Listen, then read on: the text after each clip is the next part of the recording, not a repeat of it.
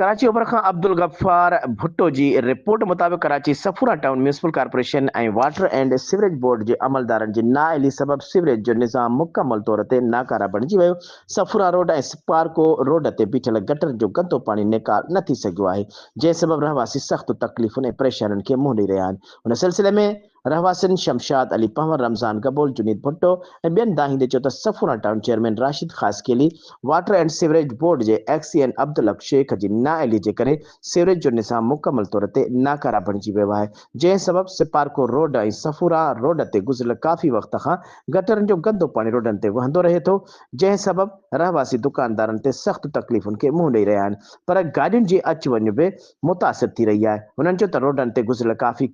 काफ़ी अरसे खां गटरनि जो गंदो पाणी बीठल आहे, जंहिंजो निकाल गटरनि जी सफ़ाई लाइ एहतिजाज करण बावजूदि सफूरा टाउन म्यूनिसिपल कॉर्पोरेशन जे chairman Rashid Khaskheli water and sewerage board जे एक्सीएन अब्दुल हक शेख हिन वक़्त ताईं कंहिं बि क़िस्म जो को बि नोटिस नाहे वरितो। हुननि वज़ीर आला Sindh Syed Murad Ali Shah, mayor Karachi, chief secretary Sindh, secretary local government खां मुतालबो कयो आहे त सफूरा रोड ऐं स्पार्को रोड ते बीठल गटरनि जे